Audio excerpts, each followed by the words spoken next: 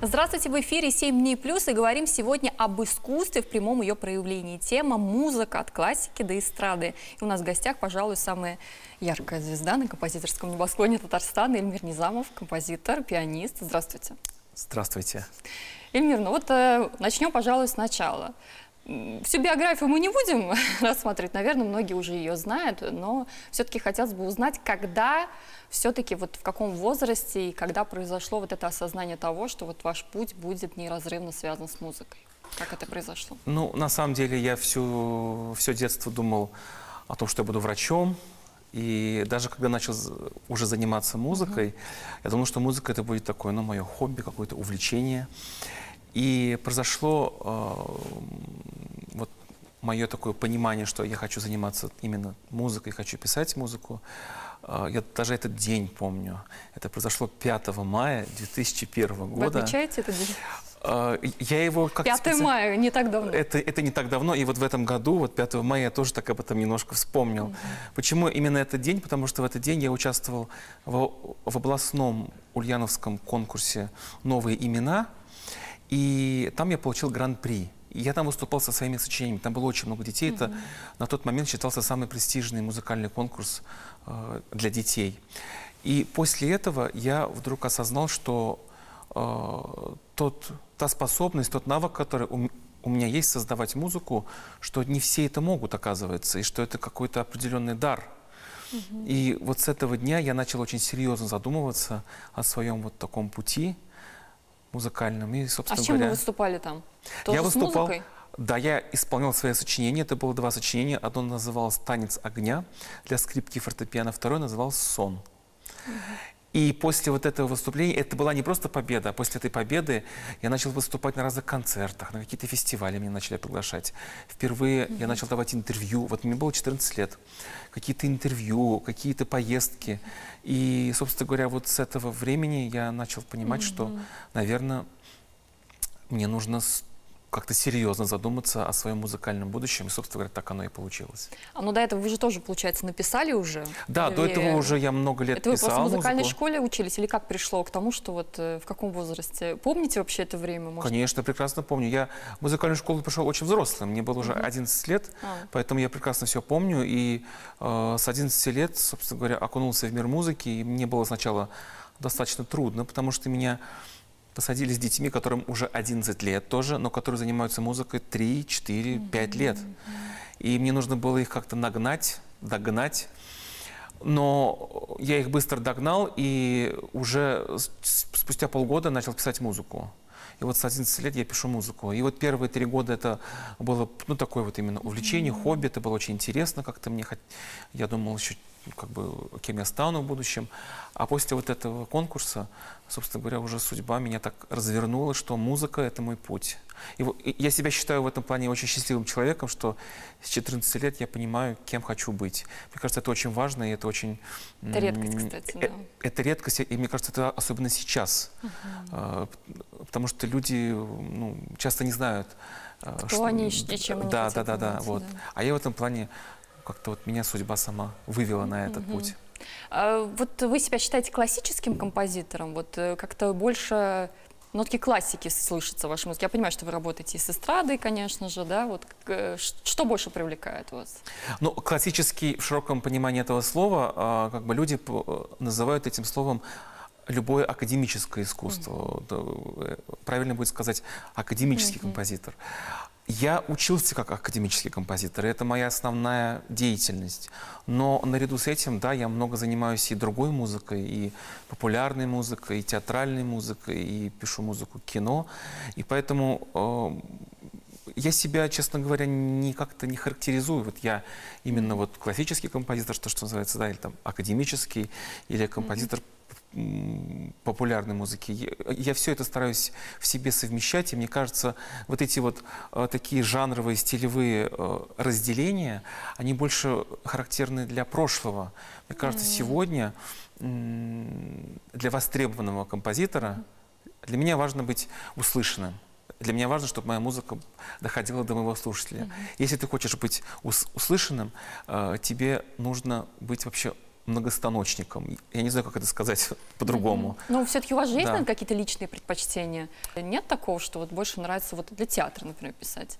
Или больше нравится инструментальную какую-то музыку? Или ну вот что-то для эстрады? Или... На самом деле, когда ты переключаешься с одного на другое, это наоборот только тебя очень сильно вдохновляет. Это тебя как-то... Ну вот ты, допустим, пишешь долгое время там... И списаться можно, да? Только песни, да? И уже в какой-то момент ты просто устаешь от этого. И когда тебя там разворачивает там, в совершенно другую какую-то стезю, там, симфоническую музыку, где совершенно там другие возможности могут быть, ты чувствуешь там, как бы новое дыхание у тебя там открывается. И наоборот, когда ты очень долго делаешь такую серьезную музыку, очень долго, ты начинаешь скучать по каким-то малым формам, почему-то простому. Поэтому я очень люблю вот это перемежать, вот это как-то комбинировать. А если спрашивать действительно, что мне больше всего нравится, я всегда отвечаю, что мне очень нравится работа в театре, в музыкальном театре. Именно потому, что театр тебя сам вдохновляет писать очень разную музыку. Потому что когда ты, допустим, работаешь над мюзиклом, там есть и танцы, там есть и песни, там есть и дуэты, там есть и какие-то там хоровые сцены, там есть симфоническая музыка, там может быть все. Может быть, поэтому этот жанр мне наиболее близок, потому что он все в себе объединяет. Ну, вот вы сказали сейчас, да, про театр. Вот чем руководствуется композитор, когда пишет, допустим, музыку для конкретного произведения? Он, наверное, вдохновляется и персонажем, он должен как бы понимать, да, контекст, например, в котором происходит, характер, да. Вот что влияет? Это все влияет, наверное, на мелодию, которая потом в дальнейшем получается. Вот вы сказали слово «контекст». Вот, наверное, сейчас это самое главное. Когда я начинаю... Ну, чаще всего композиторов в спектакле приглашает режиссер, который ставит этот спектакль. Если мы говорим про музыку к спектаклю, да, там, драматическому, я первое, что спрашиваю режиссера, помимо того, какой там сюжет, сюжет, на самом деле, может быть даже Не любой, важен, да? да. Важно, какое решение художественная, какая работа художника, как артисты будут даже одеты, да, в какое время это происходит, какая-то эпоха. Все вот это очень важно для меня, чтобы услышать музыкально, потому что музыка должна либо помочь вот этой истории максимально. А иногда бывает наоборот, когда режиссер говорит, что у нас будет вот это все решено стилистически вот так, а я хочу, чтобы музыка была наоборот ультрасовременной. Условно говоря, там на сцене средневековья, а музыка пусть она будет такая вот современной. А вы спорите ритмами. с режиссером? Ну, допустим, если вам кажется, что это как-то неуместно, или я такое писать не буду. Ну, условно. споров как таковых сильных не бывает. Это общее дело. Здесь как бы не нужно перетягивать одеяло на себя, но, конечно, бывают моменты, что я объясняю, что вот это будет хорошо, или лучше вот это оставить. Если там режиссер, допустим, что-то не понимает, вот там мою задумку, он говорит, ну вот это зачем? Там, допустим, там бывает спектакль не предполагает там песню, а я говорю, а вот эта песня здесь должна быть. Ну, по-разному бывает. Кто-то прислушивается, кто-то не прислушивается, но чаще всего мы находимся, конечно, в таком диалоге. И вообще очень важно быть на одной волне с режиссером, потому что в художественных таких вот творческих вещах, конечно, надо разговаривать, надо общаться, но очень многие вещи это должно быть просто на каком-то уровне какого-то ощущения. И бывает, что просто люди, ну, они не сходятся. Просто не сходится. Вот там его видение и там мое видение. Оно немножко из разных миров. Так тоже бывало. Поэтому... Вы написали саундтрек «Зулейхе», да? «Зулейха открывает глаза». Да. Какую задачу перед вами ставили? Ставили какую задачу? Ставили. Или вот, да? Ставили. Кстати, ставили. И режиссер этого фильма, Егор Анашкин, когда мы с ним познакомились, он говорил о том, что ему нужна песня к фильму. Ну, естественно, я спрашиваю, какая песня? И он мне поставил очень интересную задачу. Он говорит, что песня должна звучать, как будто бы это народная песня, и как будто бы эта песня могла существовать вот в ту эпоху, когда, собственно говоря, события фильма разворачиваются, но при этом, чтобы она звучала современно, чтобы она и современная при этом была. Эта задача, ну, такая непростая, интересная, и вот вот на этом стыке, собственно говоря, вот эта песня «Эмmet Yıldızı» и родилась. И мне кажется, я справился с этой задачей, потому что буквально недавно там в сети я наткнулся на нее, где кто-то подписал «Татарская народная песня». Для меня это, конечно, для композитора это высшая похвала. Высшая похвала, когда твою музыку называют народной. Да. Поэтому это прям с истоков, с земли, да? Это с истоков земли, да, но при этом, мне кажется, я сделал такую песню, которая будет понятна и трогать сердца слушателей сегодня тоже. Я вот специально прослушала несколько ваших произведений, я вообще не знаток музыка, не музыкальный критик, скажем так, да, довольно далека от этого. И ваша музыка, ну, из тех, что я слышала, она звучит так, знаете, вот довольно хрупко, так как хрусталь, вот мне так показалось. Вот как будто бы, может быть, я не все, конечно, прослушала, ну, понятно, да. И мне вот показалось, что вы как будто бы намеренно отказываетесь от таких жестких надрывных нот. Такая трагедия, но такая тонкая трагедия, тихая трагедия. Это так? Это ваш стиль? Или я просто, может быть, не права, а поправьте меня, если я не права. Ну, на самом деле, я редко анализирую себя вот так вот со стороны, какой мой стиль. Я, конечно, как бы я понимаю, какую музыку я делаю, как мне кажется, но тут даже как бы со стороны, наверное, виднее, и вот то, что вот вы говорите, что... Вот есть такая, знаете, разрушающая музыка, трагедия разрушающая, а она у вас больше трагедия, ее слышно. Такая драма, тонкая, тихая драма, такая больше такая, но созидающая, на мой взгляд. Очень мне интересно вот ваше такое мнение. Потому что, мне кажется, ну, вы правы, потому что для меня очень вот, какие-то тонкие вибрации мне очень важны. Мне кажется, мы живем в очень шумное время. Очень много шума, который тебя преследует, куда бы ты ни зашел. Там общественное пространство, магазины, да, там транспорт и так далее. В принципе, городской шум. И, может быть, когда я пишу свою музыку, мне хочется своего слушателя как-то сконцентрировать на тишине, в которой существует музыка. Я только хотела сказать про тишину. Я подумала, что это можно было бы какие-то композиции ваши назвать тишиной. То есть это как будто бы мелодия тишины. Звучащая тишина, да. Я даже однажды помню, мне режиссер тоже такую задачу ставил, говорит, напиши мне звучащую тишину. Вот, и мы с ним долго рассуждали, как это может быть. по-моему, есть такая композиция, очень мне нравится. Тишина. Ну, послушайте, если не слышали. Если, ну... Вообще, когда даже вот музыканты учат, педагоги часто говорят детям, ну и не только детям, что пауза — это тоже музыка. Поэтому, ну, может быть, для меня, конечно, вообще по своей натуре я очень люблю контрасты. Я очень люблю, с одной стороны, вот такие очень тонкие, хрупкие звучания, такие минималистичные, может быть, где мало инструментов.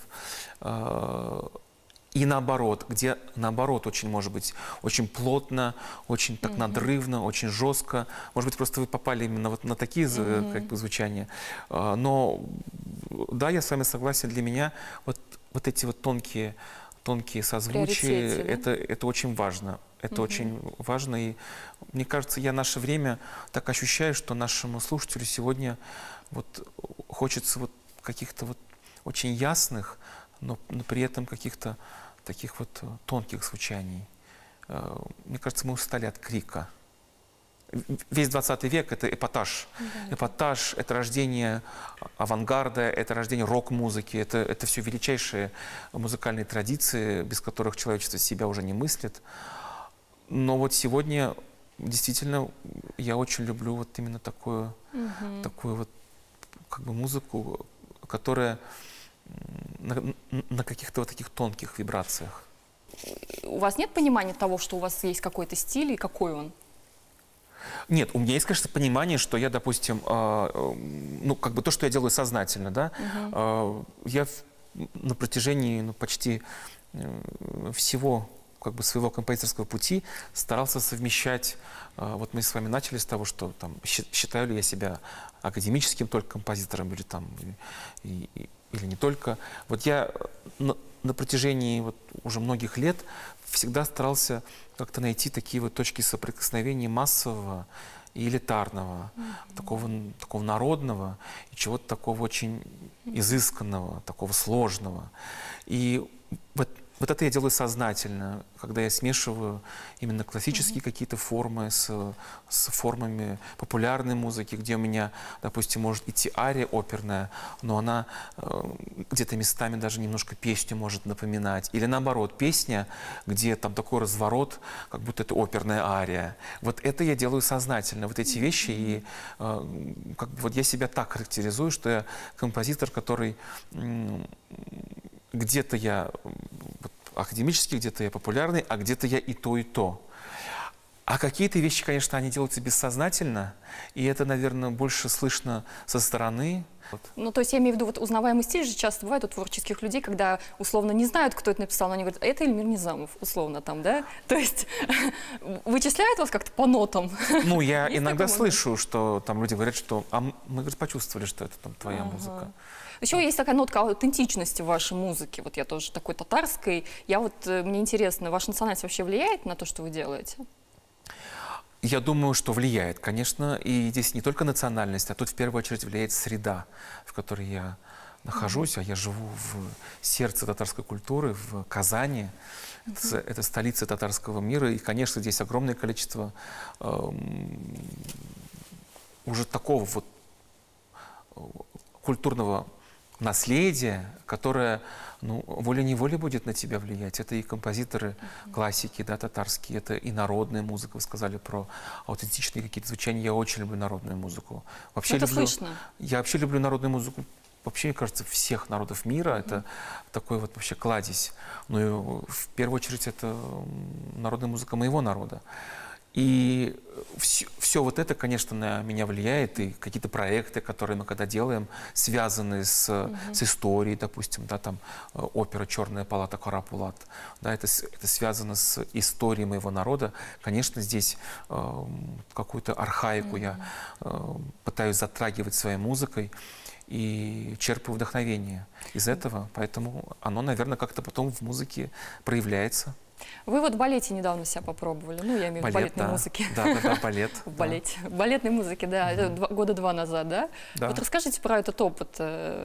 Новый, скажем так, новое такое направление для вас в какой-то степени? Как-то перестроиться пришлось или что? Да, наверное, балет — это один из самых таких долгих путей у меня был именно вот к балету.